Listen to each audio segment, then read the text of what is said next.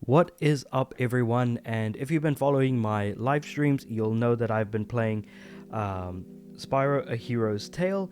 And so, sure enough, I am actually going to be doing a tier list of all of the levels in A Hero's Tale now that I've finally been finished the game. So, I'm going to be doing the tier list in order of the levels that kind of appear, or I may or may not have done them. So, let's just kind of jump in and talk about it. So we'll start off with Dragon Village. Now, Dragon Village is actually a nice introductory home world to the first of 4 realms in the game, getting you kind of accustomed to the controls and things along those lines.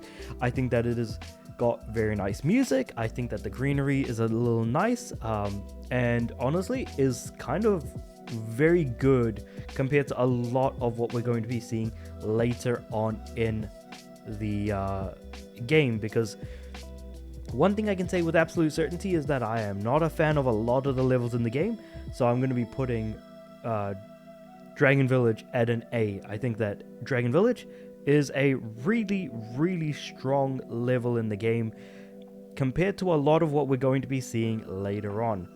Now, Crocodile Swamp is the next one on the list, and the thing about Crocodile Swamp is that it is a good level. I do think that Dragon Village is a stronger level, and I initially didn't like Crocodile Swamp comparing it to Dragon Village. But then when I realized just how bad some of the later levels were, I was like, you know what? All is forgiven. Crocodile Swamp is a fine level at a B. Now, next we have is Dragonfly Falls. In my opinion, one of the strongest levels in the game, without a shadow of a doubt.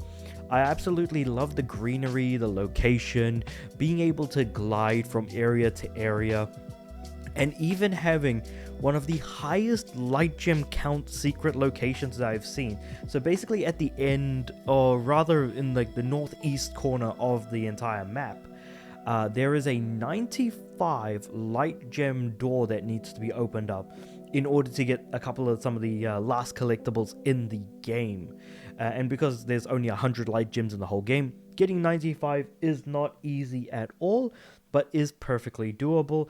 I think that the map is absolutely beautiful, and I honestly have very little, if anything, bad to say about it. Maybe the fact that it's got a Sparks challenge, but to be honest, all is forgiven for everything else the level has to do. That is a serious S rank in my opinion. Now we move from that to the next realm, which is Coastal Remains. Coastal Remains, I think, is a great homeworld because I really am a fan of beach-like locations.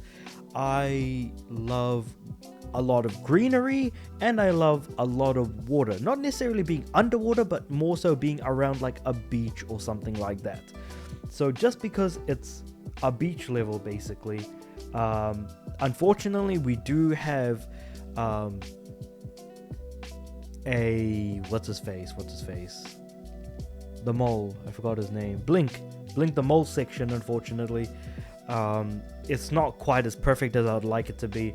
So I'm just going to put it at a solid A, because also some of the there's something that happens in this game where you have no post-hit invincibility, and because of that, some of the hazards will just instantly kill you if you're not paying enough attention. That being said, though, let's talk about Cloudy Domain. Now, one thing the Spyro franchise has done incredibly poorly is basically levels that take place in the sky that have to do with clouds, whether it's Cloud 9, which is not as strong of a level in Into the Dragonfly compared to a lot of other levels, whether it's I forgot what the cloud level is in Spyro 3 in the first homeworld. Like, that one is not as great, and honestly, it continues. Cloudy Domain, not a great level. Unfortunately, it's the weakest one so far. There's not enough area to move around in. You feel a little bit directionless, because when you go through like the central path, you actually need to backtrack to the beginning of the level so that you can traverse around other areas, because you need to get that for some reason wing shield power that's just absolutely stupid. I don't understand why the wing shield is given so much, you know, importance in these last couple of Spyro games. I don't get it. But anyway, moving on from that, we have Sunken Ruins. Now, Sunken Ruins, I think, is a pretty strong level compared to Cloudy Domain, and it's no beach, but I'll take what I can get. A lot of the areas in this level are underwater, and it's actually one of the few levels I think I managed to complete 100% in terms of collectibles before. Oh, actually no, there was one collectible I was missing, so I guess maybe not. I do like the ruined structures that you kind of travel around and in between, so I think that that's cool. The structures internally and whatever have you. So I do think that this is actually a pretty solid B, in my opinion. And now that I'm looking at this, a lot of the levels so far have been quite strong. We've got some S's, some A's, some B's, with a C there. Unfortunately, things are most certainly going to be going downhill from here. So, Frostbite Village as a home world, comparing it to Dragon Village and Coastal Remains. Coastal Remains, it's a beach. I'm just biased towards it. Dragon Village, it's just a nice introductory area. The music is great. It looks nice. Frostbite Village, I don't get that vibe because I don't like snow locations, and it makes it feel significantly more drearier than it has any reason to. And on top of which, the levels in this game, not in this game, but rather in this area specifically, drive me up a wall in terms of how they're being presented, because I'm trying to get like all the gems and all of the eggs and light gems in Frostbite Village, but that's impossible to do because you have to do the other levels like Gloomy Glacier, which immediately puts you into Ice Citadel. So I'm basically going to be talking about the next 3 levels basically all together, because it's one thing that leads to another that leads to another basically. So yeah, I'm not a fan of Frostbite Village, the way in which it works. The enemies that you see there, when you're sliding around and you have got like these Eskimos that are pushing TNT crates towards each other, and the only time the TNT even starts to like feel like it's going off is because it's going to go off when you're nearby. One thing I never understood is why Spyro has a double jump. So when you're sliding on ice, you cannot double jump. I don't know, it's just restricting movement for the sake of it, it feels like. I can't think of any good reasons otherwise. I really do think that Frostbite Village is actually an incredibly weak level. Then we have Gloomy Glacier, and I have to find this one, it's this one right here. Gloomy Glacier, I don't like the design of. I love Hunter as a character. This is a Hunter-only level, mind you. I do not like the way in which this level was presented. Ultimately, you've got areas that you need to very carefully move over, like bones across massive cliffs. You've got enemies that are throwing stuff at you. The fact that there's no post-hit invincibility extremely hurts the quality of this level and the way in which Hunter plays to some extent, because he does throw bows and arrows from a distance. And it's also worth keeping in mind that, like, I really don't like sparks and blink parts of the levels, and we do have a sparks section in this level, so I am just really not a fan of it at all. That's going into the D for sure. And then we have Ice Citadel, which basically is like at the end of Gloomy Glacier, we'll finally be able to control Spyro again, and he's in an ice castle basically. It's very bland as an area because everywhere is covered in ice and you kind of just feel like you're going around in circles to some extent. I really am not a fan of that at all, and therefore it made it very, very easy to also get lost in equal capacity. I don't know what else to say besides this is also joining the D. Sure, it was nice to be able to find some eggs or some light gems here and there when I was like, flaming the boilers and stuff, but honestly I just did not like this level. I wasn't a fan of the music either, which then leads us to the final world, so to speak, the final realm, if you will. So we have Stormy Beach. Even though this stage has beach in the name of it, it doesn't really feel like a beach. It just feels like a washed up sort of ship graveyard in some ways. Now, a lot of levels in this game are actually quite long. It takes quite a bit of time to get through them. And so sometimes you have a lot of good to say, a lot of bad. I don't have a lot of stuff to say in a beneficial way, because Stormy Beach is too short for me to be able to complain about. There are some negative aspects, especially like when you're going towards Molten Mount, which is the next level in the game. I am not a fan of the final area that you have to go through, because there are like cracks in the ground and stuff like that. But because Stormy Beach is short and to the point, I kind of like that about the level in question. So I think that it's a C. Do I want to call it a C? Because I can't honestly put it at a B. I feel like I like the levels in B much more than I like Stormy Beach. I'm just really not a fan of it. Next we have is Molten Mount. Now, if I can just figure out which of these levels is supposed to be Molten Mount. I think it's this one here. Yeah, it's this one. Okay, Molten Mount, D. I hate this. I hate this level so much. I wish this level would just straight up disappear. I don't know what the hell they were even thinking, what they were planning, what they were doing with all of this. Molten Mount is an awful level. Those fire pixies are one of the bigger reasons why. That's the first reason I can think of. The second reason is that the levels are like, there are large chunks of lava locations. You have to jump from platform to platform to platform. So why do you think the pixies are really annoying to deal with? Because they're blocking your way and constantly following you. If you get too close to those fire pixies, they'll throw fire at you. And keeping in mind, there's no post-hit invincibility. So if a pixie touches you and you touch the lava, you get hit by the pixie, you get hit by the lava, you immediately take 2 points of damage right then and there. And that's very annoying to deal with, especially when there's so many of the damn buggers all over the damn place. Not just pixies, lava. And then there's some just like extremely there's that extremely annoying lady person thing. I can't remember what she was. That's always laughing even though horrible things are happening to her. I think she's a hyena. That's why she's laughing all the time. I just hate this level. Oh my god. No, Molten Mount. Kill it with fire. Magma Falls, on the other hand, this one I don't mind as much. Magma Falls is split into two parts. Magma Falls top and Magma Falls bottom. It's going into C. The reason why I'm putting it in C is a couple of reasons. Firstly is, if I remember correctly, no, I'm wrong about that. I was about to say there's a blink section. No, blink section is in the Dark Mine level. Magma Falls specifically has the ball gadget. I hate the ball gadget section in this level.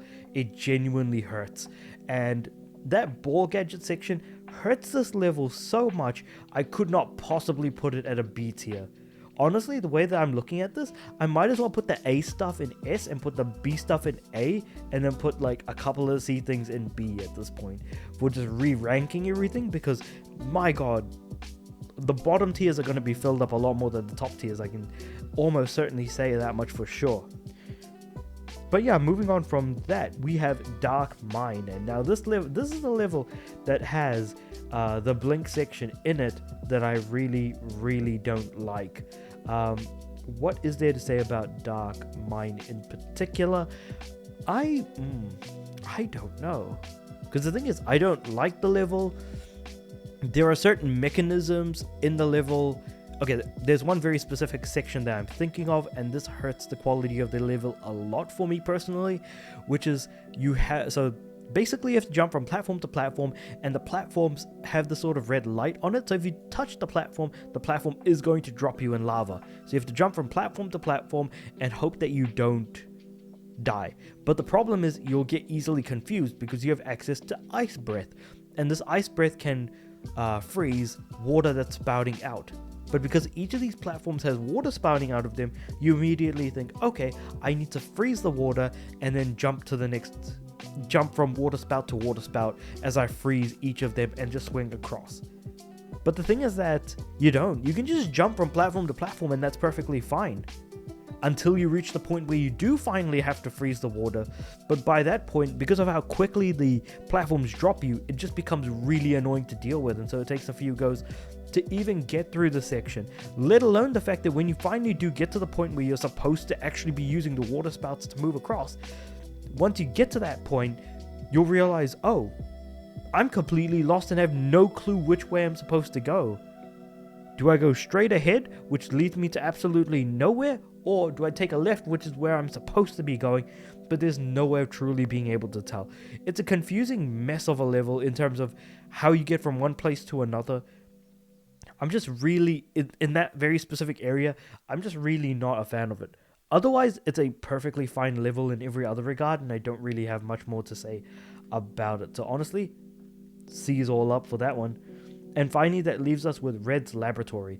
Red's Laboratory is the final level in the game, and this one actually has a fairly unique gimmick to it. When you finally reach the central area of Red's lab, basically what happens is that you've got this light that you can shine from the central structure to any of the 4 doors that basically you can exit this room from. One of the doors being the one that you originally entered the room in, but there are 3 other doors which will lead you down different paths to different parts of the actual level itself. And I just realized I used the wrong image for the levels, because Red's lab is actually this last one, I think. I'm confused between the last 2 images, but basically, yes, going across from area to area in this final level before you fight the final boss is a cool idea, and I like what they're doing. But honestly, at this point, I'm kind of just tired of the game, because the game's quality is not great, and I will be doing a review of Spyro: A Hero's Tale. I think by the time I got to this point, I was so tired and apathetic with everything that I was just kind of like, please just make it end already. So for all its faults, it's at least not as bad as Molten Mount, Icy Citadel, or what's it called, Gloomy Glacier.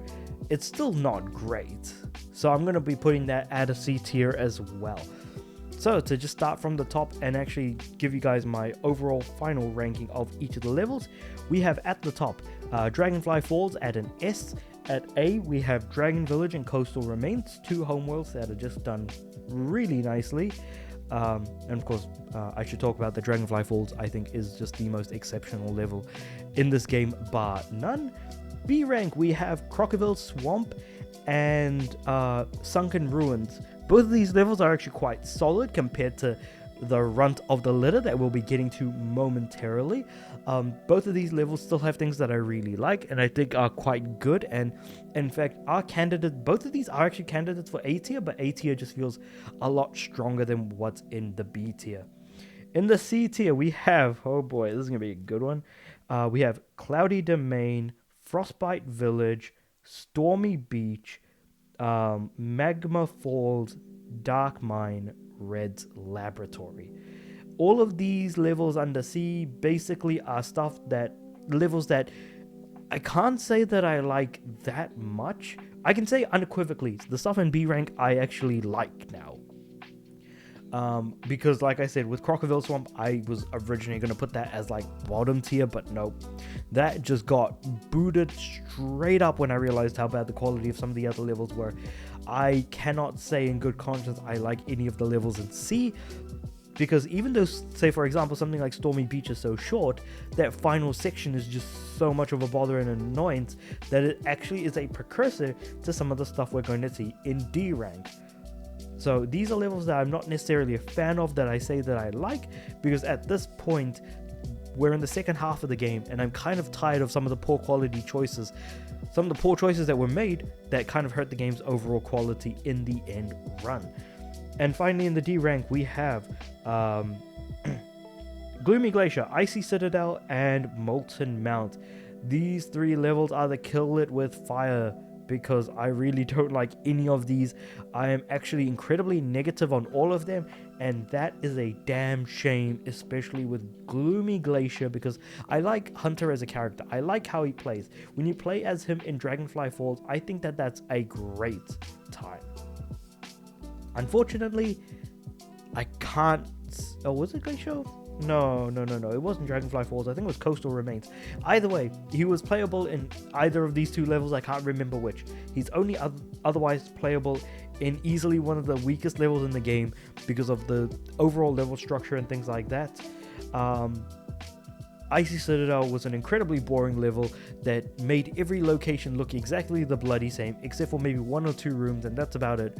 It was so easy to get lost, and honestly, I just did not like doing some of the challenges and tasks that were provided in this level. And finally, Molten Mount is just the worst level in the game, in my opinion.